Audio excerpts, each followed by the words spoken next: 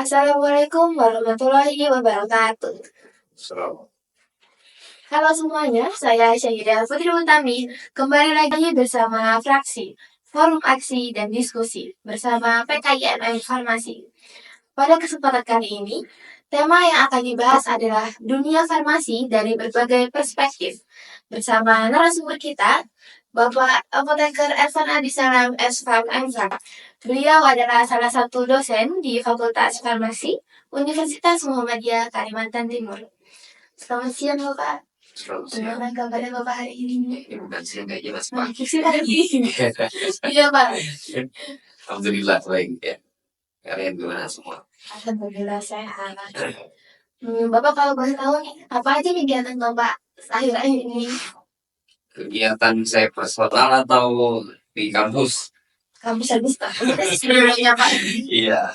Kalau ini ya, kalau di kampus ya kita selaku dosen pasti menjalankan diri dharma. Tapi yang belakangan ini yang uh, lebih banyak dilakukan itu ke arah pengajaran ya. Apalagi saya salah satu dosen yang semester ini dapat lumayan porsi paling banyak untuk pengajarannya, baik itu praktikum maupun kuliah teorinya. Kemudian juga sambil penelitian ya. Kalau penelitian selain skripsi ya, dalam hal ini penelitian yang saya jalankan sekarang itu hibah dari Kementerian Pendidikan, Kemendikbudristek yang sekarang sudah terpisah. Baik, sebelum lanjut nih Pak ke materi, saya tuh pernah dengar baca Pak, ada isu yang bilang tuh kalau farmasi ini adalah salah satu jurusan sulit, dan ada yang bilang begini Pak, farmasi susah masuk juga, susah keluar juga gitu. Menurut Bapak tanggapannya gimana?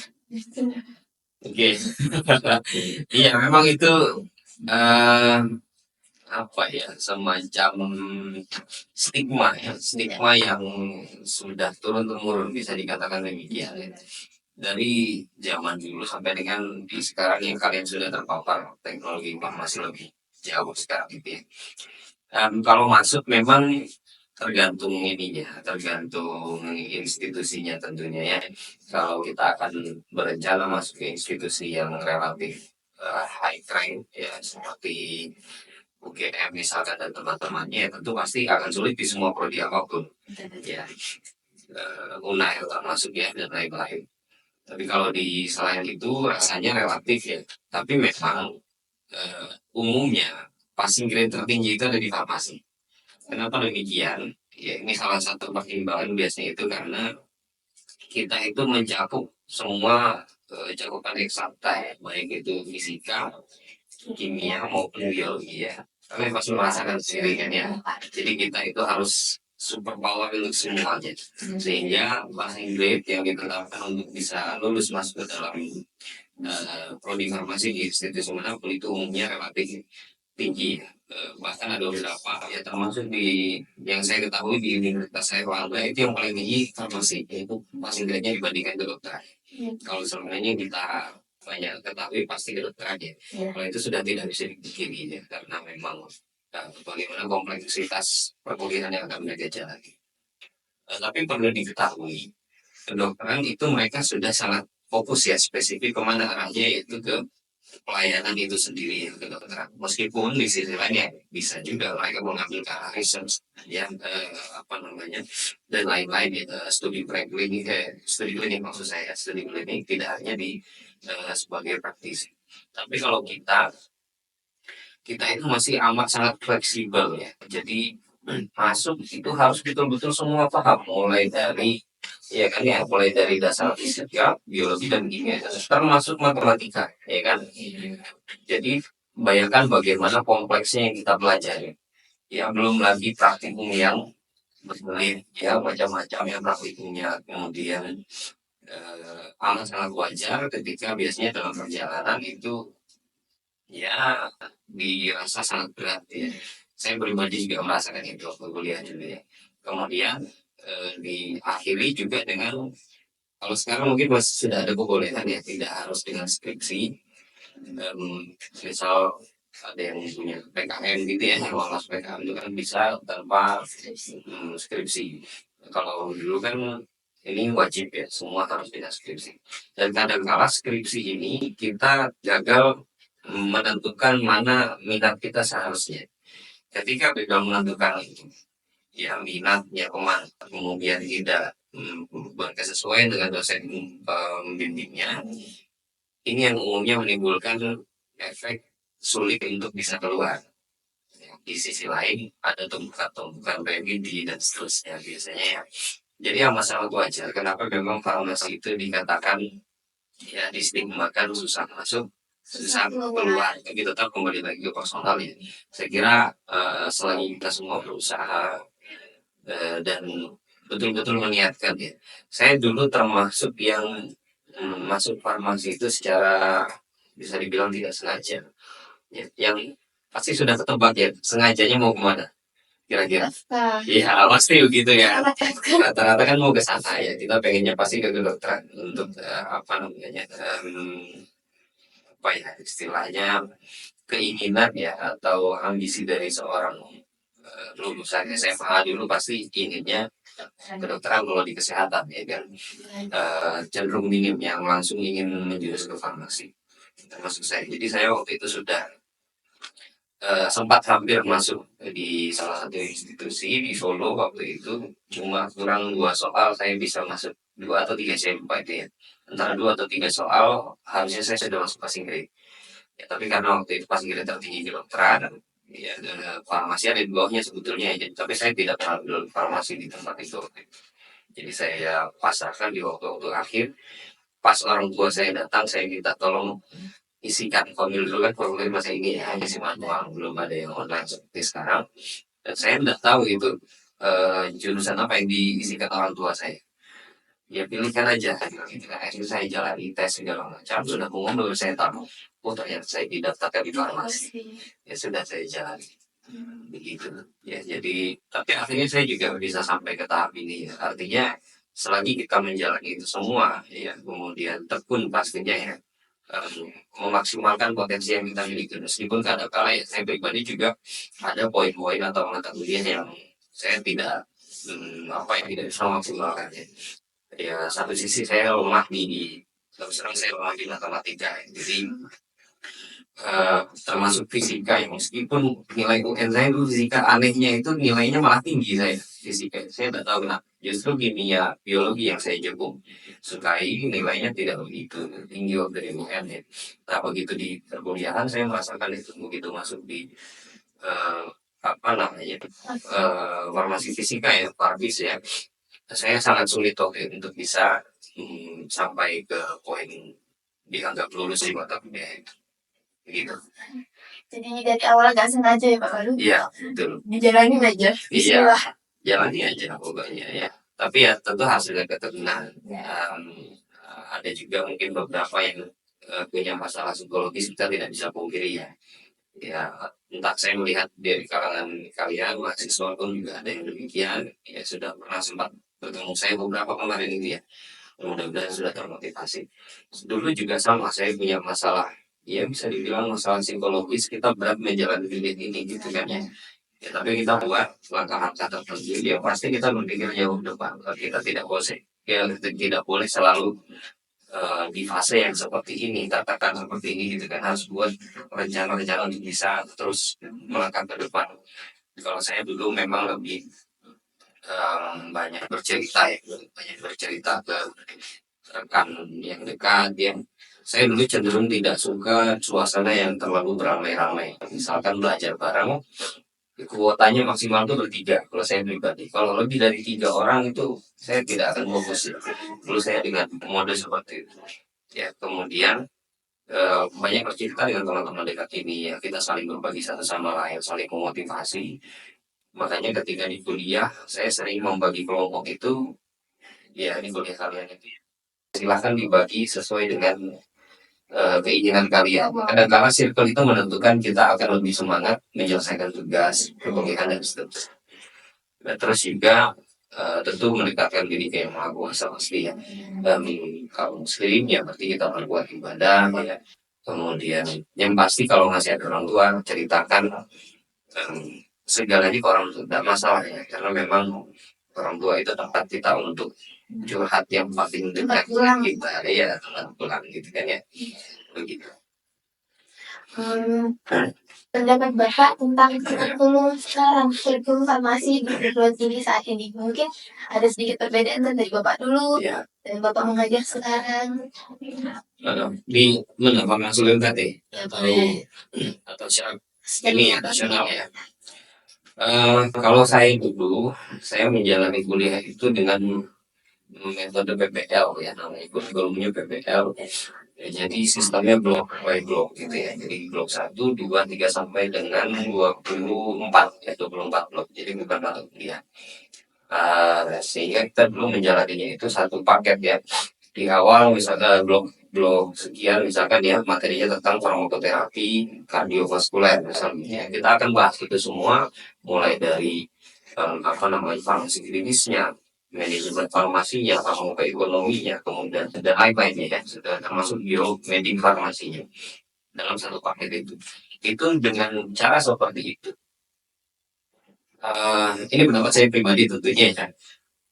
Saya terus terang merasa cara seperti ini cenderung membuat kita terlalu santai. Saya pribadi gitu ya. Apalagi ada keleluasaan untuk remedi dengan mudah. Tidak tidak seperti sekarang. Mungkin hanya sekedar sistem yang ada di dalam itu ya. Tapi kalau PBL itu sendiri saya kira cukup bagus karena dia fokus dalam satu topik besarnya seperti apa yang kita harus pahami untuk bisa meluluskan dari blok itu. Sedangkan kalau sistem yang lazim digunakan konvensional itu kan ini ya mata kuliah seperti kalian gunakan ya, itu yang lazim digunakan. Jadi kalian biasanya belajar itu bisa jadi terdistract satu sama lain. Hari ini kita sedang belajar klinis, sorenya belajar manajemen ya kan, besoknya belajar manajemen bencana, besoknya lagi belajar apa lagi, farmakoterapi misalnya, besoknya belajar formulasi misalnya gitu ya, di satu semester yang sama ini em, bisa dikatakan akan membuat distraksi ya, akan membuat distraksi sehingga kadangkala yang tidak bisa fokus itu akan kesulitan. Biasanya ada yang jadi korban mata kuliah yang satu atau yang lainnya gitu kan ya. Kita cenderung lebih suka ke sini dan yang lainnya tidak terselesaikan dengan baik. Tapi di sisi lain, ini saya merasakan mode seperti ini itu ketika mulai kuliah di profesi ya. Saya profesi tidak lagi di kampus asal S2, saya pindah masuk ke Universitas Jenderal Sudirman. Itu baru saya tahu gimana sih sistem non blok itu ya. Ya kita menyatakannya non blok, kita menyebutnya non blok karena kita terbiasa dengan blok ya. Atau sistem SKS seperti yang kalian gunakan biasa seperti di sini. Saya pribadi waktu itu merasakan malah saya bisa lebih fokus ya, karena saya ketika mengikuti mata kuliah ini, eh, saya tahu saya harus mempelajari manajemen ini dari A sampai Z, dari pertemuan 1 sampai ke 16-nya ya, pertemuan terakhirnya. Kalau bagi saya justru malah lebih fokus di situ ya daripada ketika saya dengan sistem bro. Kemudian kita juga dulu dapat wanti-wanti dari awal kalau tidak boleh ada yang tidak lulus dengan kuliah. Sehingga kan dari awal tuh kita sudah tertrigger ya. Ada semangat untuk bisa kita harus lulus semua nih gitu kan ya. Kalau enggak kita enggak boleh pulang. Nilainya apa adanya. Dan kalau apa adanya sekian segitu belum tentu kita bisa mengikuti ujian akhir di kompetensi apoteker kan ya, karena ada persyaratan tersendiri. Sehingga dari situ kita perlu meningkatkan atau tertrigger sejak awal. Saya pribadi merasa saya lebih fokus. Tapi di sisi lain kalau saya tinjau lebih mungkin ya dampak lainnya karena di profesi itu kita sudah fokus ya, mata kuliahnya tidak lagi ke arah selain ranah praktis ya, baik itu pelayanan maupun di industri karena dia dibagi dalam dua topik ya ketika di profesi. Kemudian di S2 sama. Di S2 saya sudah menjurus kepada kebijakan dan manajemen farmasi. Dan spesifik ke sana di sela-sela pekerjaan ya. Karena waktu itu S2 saya sudah sambil bekerja. Saya merasa juga lebih mudah dengan mode mata kuliah seperti itu ya, atau sistem SKS seperti itu. Tapi di sisi lain sama, karena di S2 itu sudah lebih fokus ya, spesifik. Bagi saya mungkin saya lebih mudah menjalaninya untuk ini semua. Tapi beda dengan S1 kita saya melihat teman-teman yang lain termasuk kalian ya, ada distraksi gitu tadi, berbeda dengan kami dulu dengan sistem blok. Kita mempelajari farmakoterapi, kita akan fokus di farmakoterapi sampai dengan blok itu habis dalam 1,5 bulan biasanya habisnya itu ya, sampai ujian kemudian baru kita lanjutkan Blok berikutnya kita mempelajari manajemen rumah sakit, misalnya tidak farmasi rumah sakit. Blok berikutnya kita mempelajari regulasi dan etika farmasian, misalnya seperti itu. Jadi fokus satu persatu dalam setiap periodenya. Ya sehingga bisa saya katakan untuk di keumuman ya tadi ya konvensional tadi bisa jadi memang menimbulkan distraksi, tapi di sisi lain bagi orang-orang yang sanggup mempolakan itu tadi ya seperti yang saya lakukan, ini malah jadi benefit tersendiri karena kita bisa memantau perkembangan kita per satu mata kuliah gitu ya. Satu ini oh kita kurang di sini ternyata misalkan farmakologi ya nilainya ketemu C misalnya. Dari C itu kita analisa di mana sih poin kita yang kita belum paham. Jadi kita bisa terfokus di mata kuliah ini, kita bisa tracking pemahaman kita sampai kemana. Dari 100% pemahaman yang harus kita miliki, kita punya misalkan hanya 50%. Menyebabkan nilai kita jadi C tadi jangan. Jadi 50% sisanya harus kita pelajari. Beda dengan sistem blok tadi, meskipun dia tematik, besar, tapi kita terkumpul semua mata kuliah di sana ya. Jadi kita juga pelajari ekonominya, kita pelajari apa namanya farmakoterapinya tadi ya, kemudian biomedikal masih dan seterusnya dalam satu mata. Kita tidak bisa tracking poin mana yang sebetulnya kita kurang. Tapi kalau secara luas ya dalam satu scope ya mungkin bisa ya karena dia tema besar, tapi hanya dalam tema besar itu saja. Jadi begitu ya keadaannya. Kalau bagus tidaknya itu semakin kesini semakin lebih baik ya semakin lebih baik apalagi sudah ada aturan atau kebijakan di HPTFI agar kurikulum S1 itu bisa menjadi kurikulum pendukung menuju ke profesi apoteker sehingga ada konektivitas. Kalau dulu tidak ya. Jadi saya kira makin kesini tentu akan bagus ya tinggal bagaimana kita sendiri menyikapi dan mempelajari itu. Hmm, dari pandangan Bapak saat ini, apa sih Pak tantangan mahasiswa farmasi di depan mereka kan? Mengingat mereka kayak memiliki kesibukan lain di luar, jadi yang tadi ada yang mungkin sambil bekerja, ada yang mungkin sambil ikut organisasi lain gitu. Ya, tantangan yang pertama tentu ini kita sudah masuk ke dalam hati atau tidak kuliah di sini. Pertama di situ ya. Seperti tadi kita bahas di awal. Bisa banyak yang bukan saja banyak ya itu yang tapi karena ya keinginan orang tua tidak sengaja gitu ya terpaksa dan seterusnya. Jadi tantangan pertama kita harus niatkan dulu, kita harus masukkan dulu ke dalam hati kita sungguh-sungguh. Tapi nanti ke depan akan jadi apoteker gitu. Jadi outcome-nya kita sudah tentukan. Jadi ada motivasi tersendiri yang terbentuk. Ya tantangan pertama pasti itu ya. Dan saya melihat mayoritas mahasiswa terutama di perguruan tinggi swasta ya. Kalau di PTN mungkin saya tidak melihat itu ya. Rekan-rekan saya dulu ketika bertemu di UNAIR rata-rata mereka yang masuk farmasi itu ya. Balik lanjut Pak, Ya. menurut Bapak pribadi nih terkait peran apoteker di era digital seperti saat ini, melihat kita apa-apa sudah bisa akses lewat internet, Google, tinggal cari, baca pesan gitu. Seperti apa Pak? Oke, ya ini satu sisi perkembangan yang tidak bisa kita pungkiri, yang tidak bisa kita hindari, yaitu perkembangan teknologi informasi. Dan kalian bisa sangat dengan mudah menemukan aturan pakai obat dan seterusnya. Bahkan penyakit apa, obatnya apa. AI itu bisa menyediakan informasi itu sekarang kan. Ya, jadi apa ya, bisa dikatakan sangat masif ya perkembangannya itu dan berdampaknya kemana? Yaitu ke sisi sosial, ke farmasian atau farmasi sosial. Ya pernah kalau di semester 1 mungkin belum pernah ini yang saya berikan kuliahnya. Di semester akhir rasanya farmasi sosial itu kita bahas mengenai bagaimana perilaku pasien atau masyarakat itu dalam minum obat, termasuk bagaimana menanggapi penyakit yang mereka miliki. Di era digitalisasi seperti saat ini, banyak yang mereka bisa menjustifikasi saya kena penyakit ini secara langsung, ya tanpa melibatkan tenaga atau konsul ya ke tenaga medis, dokter, ya atau kalau dia simptomatik ringan bisa ke apoteker, termasuk di apotek saya. Ya. Banyak kami temui itu pasien datang dia sudah langsung minta ada obat ketoconazole misalnya gitu ya misalkannya. Terus kita asesmen ya karena kita paham ya di era seperti ini kita perlu pastikan pasien ini sebelumnya pernah diresepkan atau tidak gitu kan ya. Untuk ketoconazole kan miconazole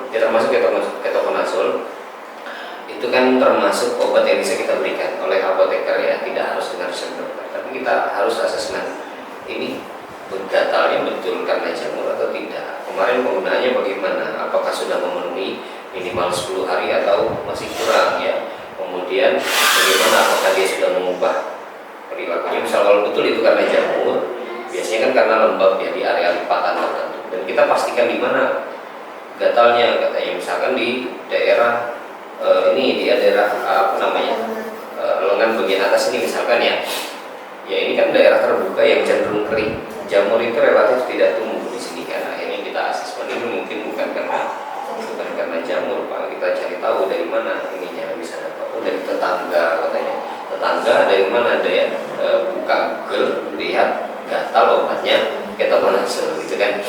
Padahal kan tidak semudah itu, kalau terlalu mudah seperti itu ya kita untuk apa ada dokter dan apoteker gitu kan ya. Nah, tapi memang masifnya perkembangan teknologi informasi tadi menyebabkan adanya perilaku yang seperti ini. Itu yang harus kita tanggapi ya. Satu sisi pasien itu akan lebih aware terhadap penyakitnya, tapi di sisi lain terlalu melewati batas, mereka bisa mendiagnosa atau self diagnose sendiri, termasuk dengan sual medikasi sendiri tanpa bantuan apoteker. Syukurnya kebijakan yang ada masih memungkinkan obat itu hanya bisa diraih kalau mereka beli ke apotek kan ya, meskipun masih ada toko obat yang cenderung lebih fleksibel. Nah, setidaknya ini ada barrier yang bisa menahan itu, yang tadinya mereka bisa beli dengan sesuka hati, ketemu apoteker di sana, apoteker akan mencegah self medication dan juga self diagnose yang tidak sesuai ini ya kan. Jadi bagaimana peranan kita sebagai apoteker itu di sana ranahnya, tapi di sisi lain kita tidak bisa begitu. Lalu bagaimana kita juga menanggapinya? Ya kita juga harus ikut terlibat di dalamnya ya. Kita lihat di sana itu banyak informasi, siapa yang menyediakan? Halo dok gitu kan ya, dokter. Halo dokter, dokter juga ya kan ya. Apalagi yang lain-lain itu. Ya, dan segala macam informasi yang seperti itu. Tapi coba kalian perhatikan, sangat jarang ya yang dari kalangan kefarmasian untuk membuat informasi seperti itu. Kita cenderung tidak muncul dibandingkan tenaga medis atau dokter ya, sehingga seharusnya kita juga menanggapi, kita ikut terlibat di dalam. Contoh misalkan seperti yang saya hadirkan di yang kami hadirkan waktu master kalian kemarin itu ya, apoteker Rahmato. Coba perhatikan cara beliau bagaimana bisa ikut terlibat dalam perkembangan media, turut mengedukasi di sana dari sisi kefarmasian, dari sisi seorang apoteker ya, apalagi beliau clinical pharmacist yang lulusan Kanada ya, tentu jauh lebih expert dalam hal itu. Jadi menanggapinya kita tidak bisa pungkiri ya, di sisi lain kita harus cegah tadi ya dengan pola-pola self medication dan self diagnosis yang tidak yang terlalu brutal tadi, dan juga kita ikut terlibat di dalam memberikan informasi yang sesuai, mana yang persepsi, mana yang tidak sesuai dengan IPM itu kita luruskan ya. Kemudian juga kita usahakan untuk mengedukasi masyarakat dari segala macam lininya ya, baik itu dari sisi media ya, melalui rute online maupun secara langsung ketika kita berinteraksi dengan masyarakat gitu ya. Memang disrupsi media itu kita tidak bisa gitu ya, harus kita ikuti, kita juga ikut berkembang di dalamnya. Kita hadir untuk menjaga supaya batasan-batasan yang bisa kelewatan itu tidak over tadi ya. Kan banyak ya, sering kita lihat itu nanti cek gejalanya ini dicek di AI atau di Google, wah ini bisa mengarah kepada kanker gitu misalnya, ngeri-ngeri kadang-kala ya, terus nanti pasien down dan seterusnya. Kita tidak tahu itu hal yang seperti itu ya, sangat berpotensi mispersepsi tadi terhadap diagnosa dan pengobatan yang harusnya mereka dapatkan yang tidak seperti yang mereka persepsikan gitu. Nah, bagaimana sih Pak sikap yang patut dimiliki seorang farmasis ketika dihadapkan pada perkembangan teknologi informasi seperti pengobatan, kesehatan, dan juga sekarang kan ada penelitian yang terbaru gitu. Sikap kita untuk menghadapi perkembangan itu ya, tentu kita harus kita ikuti ya. Kita turut andil di dalamnya dan tidak boleh tertinggal ya. Sekali lagi tadi seperti saya katakan, masyarakat itu kadang-kala merasa mereka bisa lebih pintar daripada kita ya, dan lihat dampaknya bagaimana perkembangan ini semua ya, dari segala macam ini. Coba perhatikan misalnya di media sosial kalian, Instagram misalkan ya, atau Facebook atau apa namanya TikTok itu ya, yang sedang ramai. Nah, misal di kolom komentar ya taruhlah ada satu pemberita, seorang pakar profesor misalkan menyampaikan bahwa penyakit seperti ini tidak perlu dirisaukan ya dan seterusnya. Ini pakar yang berbicara. Lalu lihat komentar-komentar di dalamnya itu biasanya malah merendahkan si pakar ini. Nah itu bagaimana mengerikannya perkembangan zaman yang ada sampai dengan sekarang. Pakar itu dianggap tidak mengerti, tapi mereka yang justru setengah-setengah ini merasa lebih pintar daripada yang lainnya. Ya, bagaimana kita menyikapinya ya, tentu kita harus memposisikan di dalamnya ketika terjadi yang seperti ini.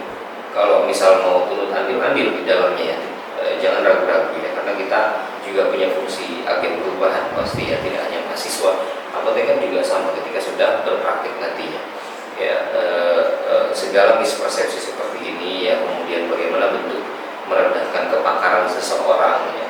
Ya, sama seperti kemarin itu ya, salah satu profesor yang menyampaikan masalah kependidikan ya, padahal profesor pakarnya tapi ternyata diremehkan oleh masyarakat kita dan seterusnya. Nah, ini yang perlu kita hindari tentunya ya, dan ini juga kadang-kadang jadi penyakitnya mahasiswa farmasi. Kenapa saya katakan demikian? Baru jadi mahasiswa, baru mempelajari farmasetika gitu ya, kemudian apa belum sampai ke farmakoterapi dan lain-lain, sudah banyak berbicara mengenai pengobatan dan seterusnya. Ya satu sisi sudah ada kepakaran yang mulai terbentuk, tapi tentu lihat ininya ya, lihat batasan-batasannya. Kita baru belajar sampai mana, jangan berbicara lebih daripada itu, karena nanti takutnya kita akan jadi masalah bagi masyarakat ya. Kita membuat orang-orang yang tadinya sudah paham sesuai dengan jalurnya malah tergeser ya, akibat dari pemahaman yang salah dari kita tadi. Saya kira begitu. Bapak bisa sedikit memberi tips and trick nih buat teman-teman semua calon apoteker untuk bisa menghadapi permasalahan dan tantangan di dunia farmasi ke depannya. Tipsnya ya, untuk farmasi sendiri yang pasti saran saya adalah saling memotivasi, jalani perkuliahan ya sebagaimana mestinya, dan hormati guru-guru kalian. Guru-guru kalian ini termasuk di dalamnya juga para asisten ya, laboran dan seterusnya, tidak hanya dosen. Ya, karena apa ya, bagaimana bentuk penghormatan kita kepada siapa yang mengajari kita, membentuk kita akan menjadi pribadi yang lebih baik atau menjadi seorang profesional nantinya. Ridho mereka ini amat sangat mempengaruhi. Saya kira apalagi di pondok pesantren pasti tahu ya bagaimana peranan guru seperti itu ya, baik itu guru dari kita zaman SD sampai dengan itu, apalagi di perkuliahan. Di sini tempat di mana kalian nanti akan terbentuk menjadi seorang profesional ya, sehingga tentu harus menjaga etika dengan baik ya. Ya satu sisi kadangkala ada kenakalan dan seterusnya yang masih dalam tahap kewajaran yang mungkin tidak masalah ya, tapi tentu jangan terus menerus ya, jangan dulu ya kita tidak bisa berpikir itu. Saya juga mungkin di zaman kuliah itu pernah melakukan kesalahan apa dan seterusnya yang tidak kita sadari, tapi setidaknya diminimalisir itu ya. Jadi kita jaga bagaimana penghormatan kita kepada para guru ya, baik itu dosen, laporan maupun asisten ya, yang mengajari kalian akan membentuk nantinya sebagai seorang profesi apoteker. Kemudian jalani, saling memberikan motivasi, saling berbagi satu sama lain. Kalau ada satu rekannya yang merasa tertekan, kurang memahami satu poin dan seterusnya, ya coba saling mengajari satu sama lain. Berat mau jalani perkuliahan, ajak healing dulu gitu kan ya, jalan-jalan dulu. Nah masalah yang seperti itu, kalau perlu misal ada hal yang kalian juga satu kelas tidak ada yang memahami misalkan ya, tidak masalah, tanyakan ke dosen yang mengajar ya, minta jam tambahan misal seperti itu ya. Selagi dosennya itu memungkinkan, itu boleh, silakan kalian meminta seperti ini, karena tujuannya apa, kita juga pengen kalian itu bisa menjadi apoteker yang betul-betul nantinya profesional. UMKT ini kampus yang tidak kecil ya, kampus yang juga besar, tentu lulusannya itu juga sudah diakui di mana-mana, termasuk kita. Ketika nanti kalian lulus menjadi seorang apoteker, kalau dihasilkan ya mudah-mudahan kita segera bisa mendirikan profesi apoteker ya, tentu itu nanti kita juga menghasilkan langsung secara langsung profesi apoteker ya, mereka yang profesional sebagai apoteker. Ya kita harapannya mereka ini semua ya, kalian ini nanti yang tertutup juga akan berperan aktif di masyarakat sesuai dengan kompetensi standar minimal yang diinginkan oleh pemerintahan, termasuk yang di dalam standar Kementerian Kesehatan gitu kan ya. Jadi motivasi saya itu ya, tips dari saya saling memotivasi, saling memberi semangat, saling belajar satu sama lain, bekerja sama dan bercerita ya. Yang belakangan ini rame ini kayaknya laki-laki tidak bercerita gitu ya. Banyak di media sosial saya lihat itu di Instagram itu laki-laki tidak bercerita. Tiba-tiba ini tiba-tiba apa gitu. Itu ya satu sisi mungkin tidak bisa saya salahkan juga ya, tapi untuk hal ini ya saya sarankan mau laki-laki mau perempuan berceritalah gitu ya, minimal ke teman terdekat kalian ya. Jadi setidaknya beban itu tidak dirasakan diri sendiri. Semakin beban dirasakan terpendam untuk diri sendiri, saya kira tidak akan mudah kita menjalani hidup gitu ya. Ini kan juga bagian dari kalian menjalani hidup kan ya, dalam perkuliahan. Saling memberikan motivasi ya, dan disiplin ya, ini juga penting ya bagi saya. Kedisiplinan ini adalah faktor terpenting untuk membentuk karakter seseorang. Ketika 1, 2, 3 kali kita mulai tidak berdisiplin masuk kuliah sesuka hatinya, kalau kita lagi tidak pengen ya harus di kos saja gitu misalkan ya, atau di rumah aja leha-leha. Kalau di rumah mungkin nggak bisa karena ada orang tua biasanya ya, tapi kalau yang ngekos itu banyak potensi seperti ini ya, titip absen dan seterusnya. Ini dampaknya jauh ke depan nanti. Kalau sekarang mungkin tidak terasa, yang dirasakan sekarang itu enak leha-leha di kamar kos gitu kan ya, tapi ke depan coba lihat nanti mata kuliah yang ditinggalkan ini pasti kita akan kurang di sana ya, akan jebol di sana itu ya. Kemudian ketidakdisiplinan ini akan berdampak nantinya ke depan ketika sudah mulai bekerja, misalkan sudah jadi profesi apoteker, terbiasa tidak disiplin, bekerja juga nanti tidak disiplin ya. Kita tidak mematuhi aturan yang ada dan seterusnya. Akhirnya apa? Nama kita tercoreng, nama kampus tercoreng gitu kan. Ini lulusan mana sih? Kadang-kadang dilihat seperti itu kalau sudah membuat keburukan gitu kan. Tapi kalau membuat kebaikan kadang-kadang tidak dilihat ini lulusan mana gitu ya. Kalau membuat keburukan baru dicari tahu ini lulusan UMKT nih katanya gitu kan. Ini jangan sampai ya. Jadi disiplin, tadi ya saling berbagi dan seterusnya. Apalagi ya? Saya kira itu ya. Sampai dengan nanti menjadi seorang profesi apoteker, semuanya ini akan terpakai dan jangan berhenti belajar. Banyak cara untuk bisa kita memahami satu perkuliahan dan seterusnya. Kalau saya dulu baru menemukan cara terbaik itu waktu saya sudah di tingkat PSPPA di profesi apoteker. Jadi caranya setiap kuliah selesai, saya masih mencatat ya. Ini mencatat ini penting ya. Meskipun sekarang itu sering dibilang tidak perlu mencatat ya, cukup nanti mengulang materi yang ada secara lisan, itu saya kira tidak cukup ya, karena mencatat itu secara langsung kita belajar kan ya, kita sambil menghafal ya kan. Dan menghafal itu juga penting ya untuk membentuk bagaimana memori kita berkembang. Nah saya dulu caranya misal selesai kuliah, sambil kuliah saya catat, selesainya itu PPT kita dapatkan ya melalui Sipen kalau di sini, kalau dulu ketua angkatan.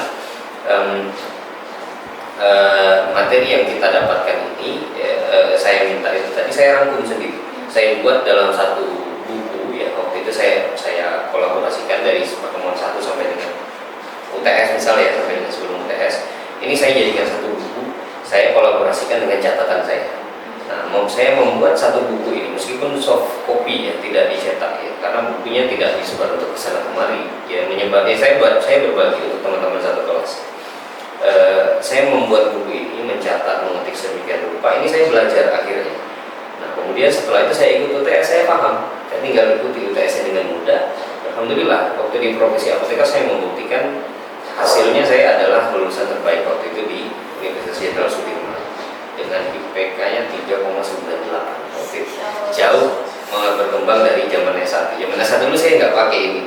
Zaman S1 tadi saya katakan ya, saya terlalu banyak fokus di hal lain. Kemudian kuliah sekedar kuliah gitu, jalan segala macam. Akhirnya ya sekedar yang bisa kita maksimalkan aja ya.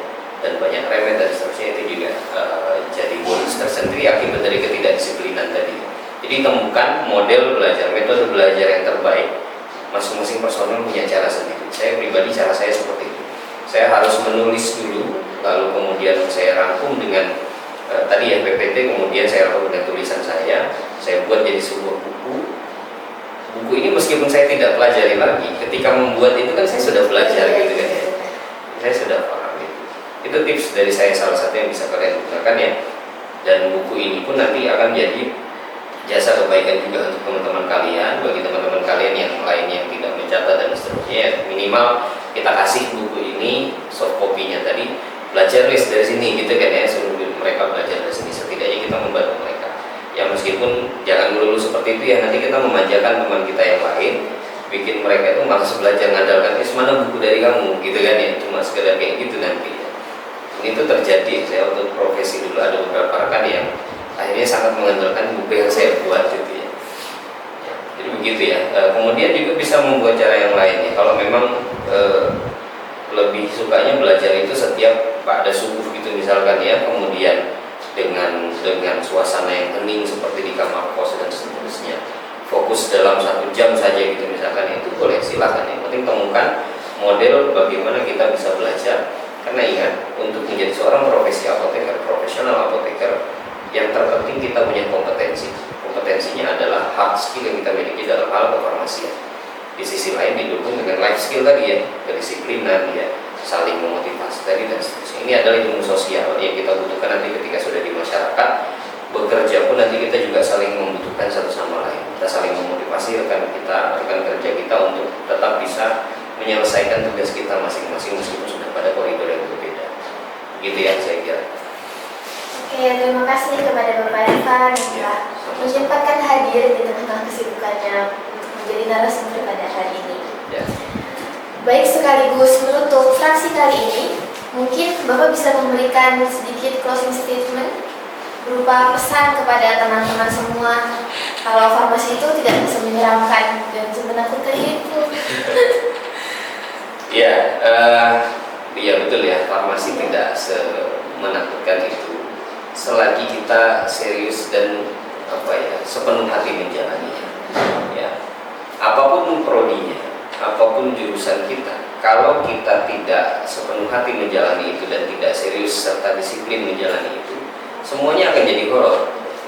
Meskipun kita mungkin sekedar masuk ke prodi yang kita anggap ringan ya, mungkin saya tidak akan menyebutkan ya, nanti menjadi masalah ya. Misal kita anggap satu prodi ini ringan, mudah, kuliahnya bentar aja selesai gitu dan seterusnya ya. Ya meskipun kita anggap seperti itu, selagi tidak dijalani sepenuh hati, tidak berdisiplin ya, tidak memaksimalkan cara belajarnya tadi ya, pasti juga akan berat. Kita lihat ya, di semua prodi berlaku mahasiswa yang tidak lulus sekian tahun baru lulus gitu kan ya, yang tidak bisa menyelesaikan skripsinya, yang sampai DO itu kan tidak hanya di farmasi ya kan ya. Meskipun farmasi juga ada seperti itu ya, karena kita juga sama, kita juga punya beban perkuliahan tersebut. Jadi tidak semenakutkan itu ya. Selagi pesan saya adalah dijalani sepenuh hati, saling memotivasi tadi, berdisiplin dan temukan metode belajar yang terbaik. Tentu individualistik ya. Kita personal masing-masing punya cara supaya bisa memaksimalkan keilmuan yang nantinya kompetensi yang nantinya kita bisa miliki. Saya kira itu. Baik, dengan closing statement pada tadi yang telah disampaikan oleh Bapak mungkin menjadi akhir dari fraksi kali ini. Mungkin cukup sekian dari saya. Billahi fisabilillah, fastabiqul khairat. Wassalamualaikum warahmatullahi wabarakatuh.